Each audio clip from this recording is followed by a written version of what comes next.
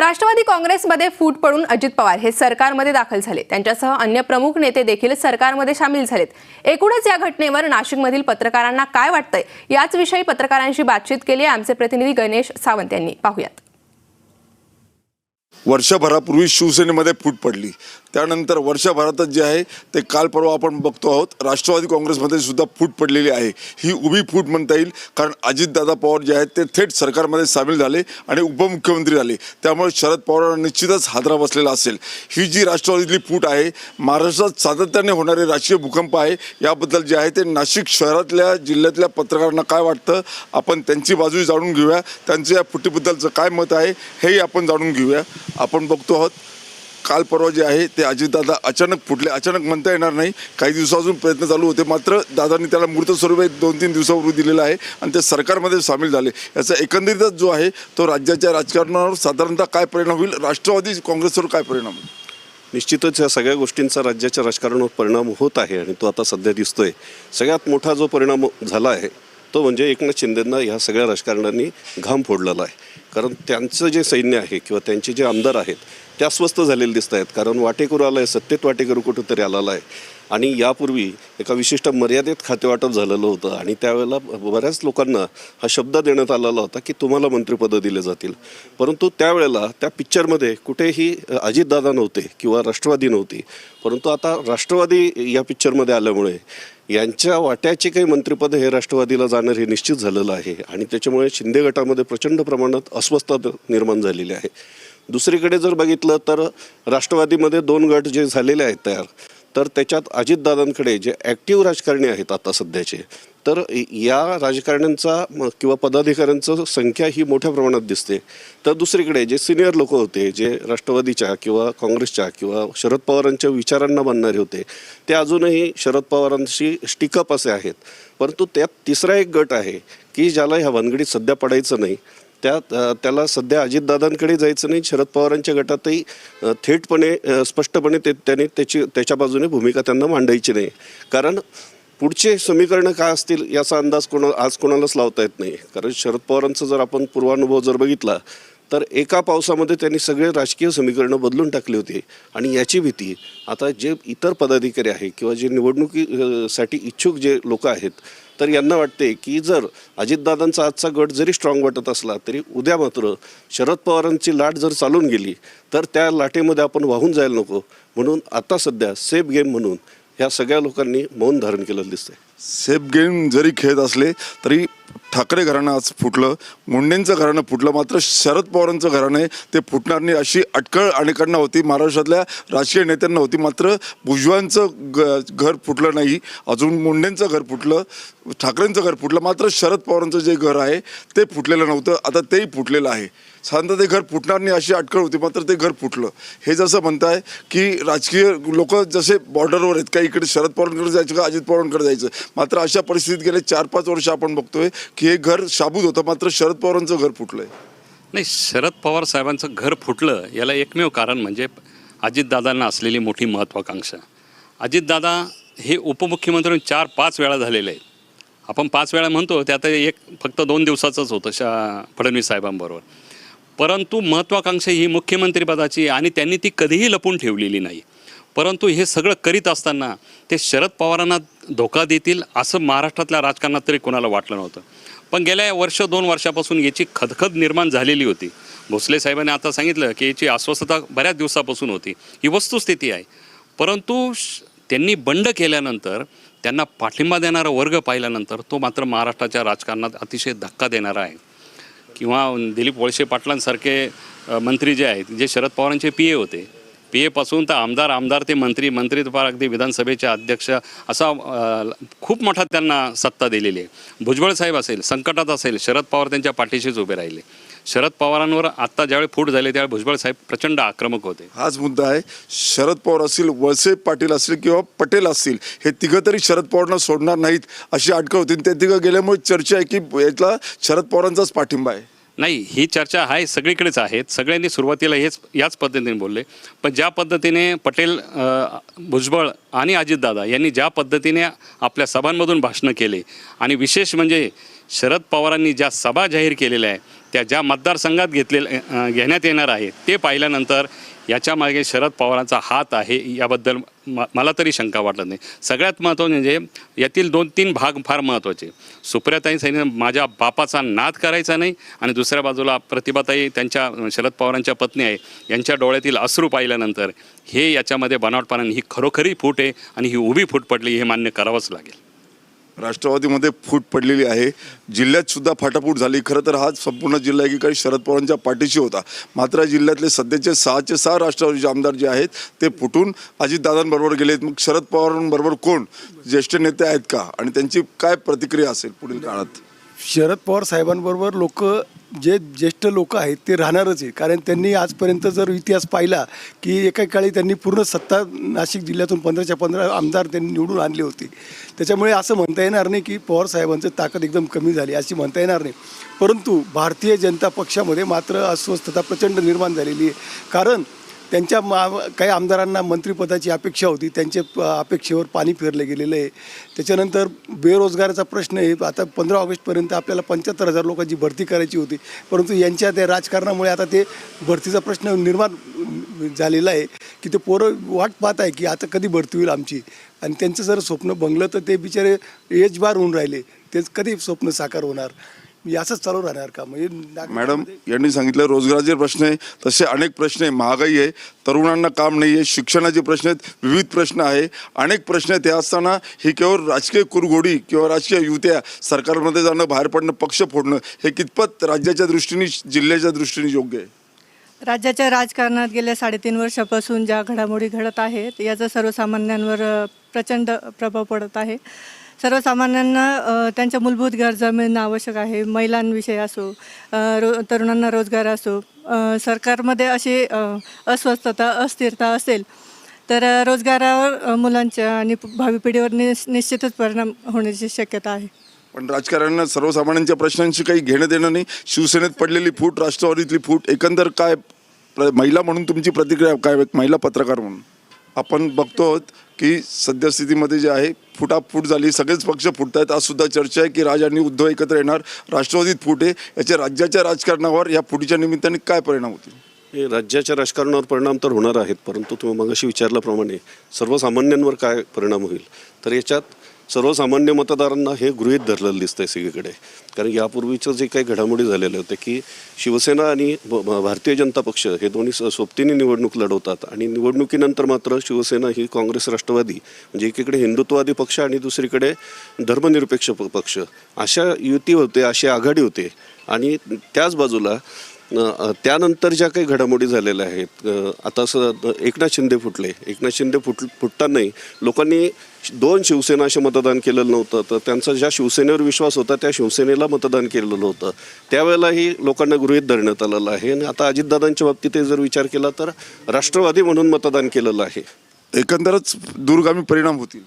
निश्चितच हे दूरगामी परिणाम होणार आहेत. कारण आजच्या घडीला जरी राष्ट्रवादीचा निश्चित अंदाज सांगता येणार नसला तरीही हे तिन्ही पक्ष किती काळ एकत्र राहतील. कारण भांडं लागायला आतापासून सुरुवात झालेली आहे. एकनाथ शिंदेंच्या गटात आता जोरदारपणे वादळं वाहत आहेत आणि आज जरी 9चे 9 दिवस संपलेले नाही त्याच्यामुळे राष्ट्रवादी एकत्र दिसतंय अजितदादांचा गट, परंतु हा गट देखील फुटायला फार वेळ लागणार नाही असा आजवरचा अनुभव बघता लक्षात येत आहे. एकंदरच राष्ट्रवादीची जी आहे ती सगळी परिस्थिती पाहता, राष्ट्रवादीची एकंदर जी रचना आहे ती बघता असं होणार नाही असं वाटत होतं किंवा झालेलं आहे. काल दोघांचे मेळावे झाले, दोन्ही जे आहेत त्या मेळाव्यांना शरद पवार अजित पवारांच्या मेळाव्याला चांगला प्रतिसाद मिळाला. यातून काय बोध घेण्यासारखं आहे? आणि त्यातच अजित पवारांनी सांगितलं की वय झालं, 85 वय झालं, शरद पवारांनी निवृत्त व्हायला पाहिजे होतं. नाही, शरद पवारांची प्रकृती ठीक नाही इथपर्यंत अगदी खरं आहे, परंतु निवृत्तीचा सल्ला अजितदादांनी देणं हे योग्य नाही. या माणसाने संपूर्ण आयुष्य राजकारणामध्ये घातलेले, आजारपणातून ते बाहेर आलेले, हे जनता हेच त्यांचं टॉनिक आहेत. परंतु आता तुम्ही बंड केलेलं आहे, पण त्या बंडाला शरद पवारसारखा माणूस घाबरणारा नाही. ते मतदारसंघात जाणार, त्यांनी घोषणा केलेली आहे, संपूर्ण महाराष्ट्रामध्ये ते फिरणार आहेत. आणि एका पावसातली सभेने एक खासदार पडलेला आहे. आता संपूर्ण महाराष्ट्राने शरद पवार खूपच आजारी आहे आणि ते काय करणार आहेत.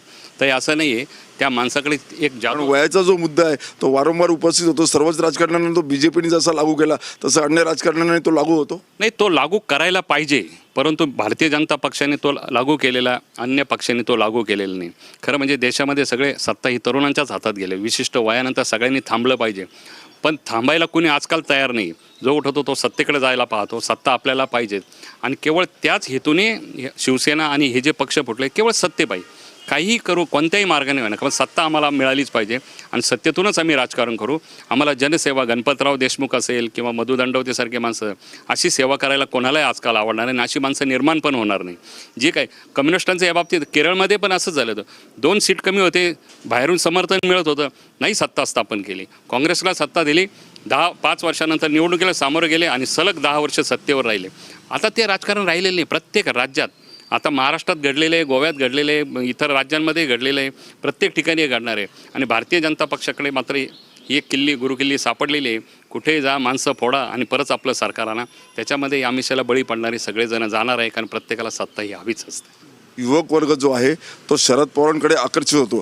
आपण बघितलं की महाजन सरांनी सांगितलं, साताऱ्याच्या सभेमध्ये जे आहे ते पावसामध्ये भर सभेत त्यांनी भाषण केलं, तिथे युवक जास्त होते आणि तिथला खासदार पडला. तर नाशिक जिल्हा असेल, राज्य असेल, युवक जो आहे तो अजित पवारांकडे जास्त आकर्षित होईल का शरद पवारांकडे? अजित पवार दादांकडेच युवक जातील, कारण कसं आहे, आता सध्याच्या काळात जो चलती नाणं आपले मुलं पाहतात, त्याच्यामध्ये चलती नाण्याकडे लोक जातात, ते सत्तेकडे आकर्षित होणारच आहे काही दिवस, त्याचा प्रश्न नाही आहे. परंतु मतदार जे आहेत ते प्रचंड संभ्रमात आहे. याच्यापुढे मतदान कोणत्या भरोश्यावर तुम्हाला मतदान करायचं, तुम्ही कोणत्या मुद्द्यावर, आता भाजप असो, हे शिंदे गट असो किंवा दादा असो, ते आजपर्यंत तत्वाने वागत राहिले, त्या तत्वाला लोक मतदान करत राहिले. परंतु आता हे तत्व जर गुंडाळून ठेवायला लागले तर लोक आता विश्वास ठेवणार नाही त्यांचा. तत्वाचा मुद्दा आहे महाजन साहेब. तत्व राष्ट्रवादी काँग्रेस खरं तर तत्वावर आधारित असं म्हटलं जातं, जो धर्मनिरपेक्ष मानला जात होता आणि त्यामुळे लोक बऱ्यापैकी मतं देत होते. पण आता तत्वाचा मुद्दा उपस्थित झाला आहे. नाही, तत्व वगैरे आता कोणत्याही राजकीय पक्षाने ठेवू नये, अगदी भारतीय जनता पक्षाने पण नाही.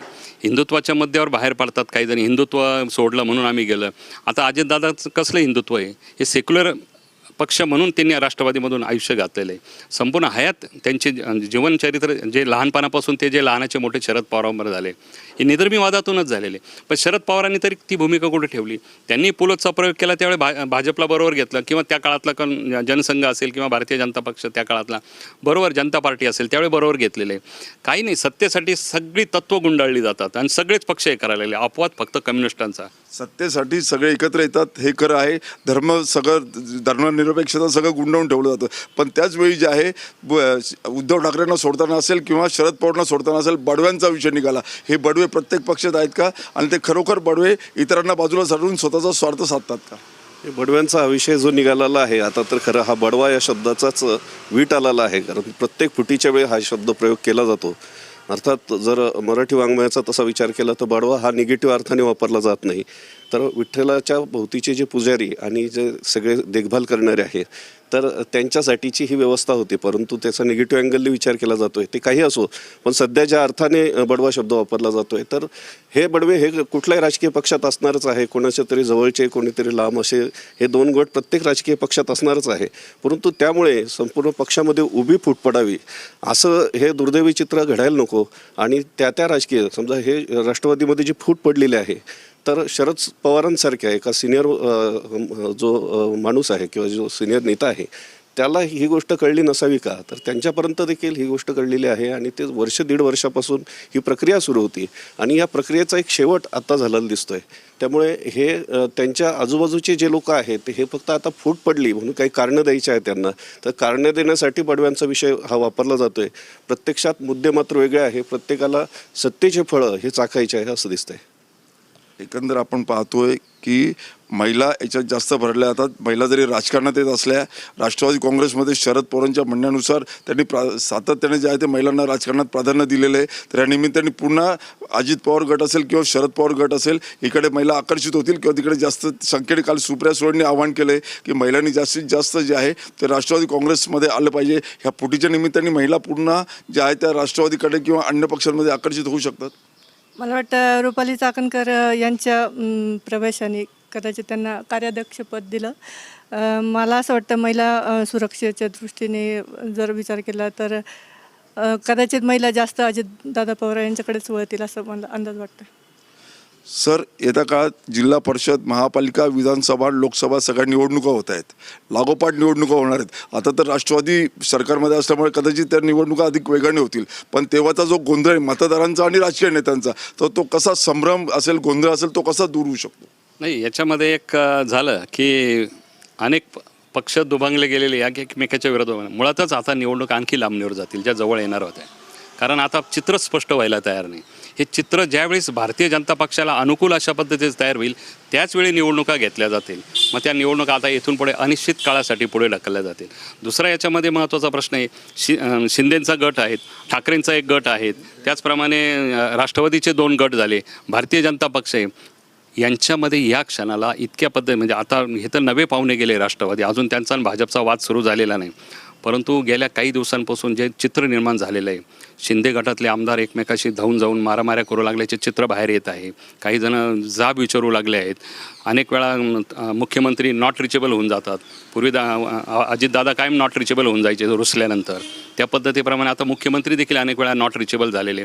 अचानक ते हेलिकॉप्टर घेऊन महाबळेश्वरला त्यांच्या शेतीकडे जाऊन बसतात तिथं. याच्यामागे अनेक कारणं आहे. आता तुम्ही निवडणुका आता घेतल्यानंतर तिकीट कोणाला करायचं? बरं, तिकीट वाटपामध्ये युती जरी झाली, आघाडी जरी झाली, तरी ज्याला तिकीट मिळालं नाही तो बंड केल्याशिवाय राहणार नाही. आणि त्याला पर्याय राहील, यांनी तिकीट दिलं नाही की तिकडं, ठाकरेंनी नाही दिलं का चाललं इकडं, हे होणार आहे. त्यामुळे राजकारणाचा चिखल होणार आहे आणि चिखलातून कमळ उगवतं असं म्हणतात. त्याचा सर्वात अंतिम फायदा हा भारतीय जनता पक्षाला होईल असं मला वाटतं. राष्ट्रवादीतील एकंदरच फुटीच्या निमित्ताने राज्याचं राजकारण पुढील काळात कशी दिशा घेईल आणि साधारणतः पुढचा ट्रेंड काय असेल, किंवा अजून असे जे आता काँग्रेसमधले जे आहेत आमदार BJPमध्ये जाऊ शकतात असं म्हटलं जातं, तर एकंदरच पुढचं राजकारणाची दिशा काय असेल?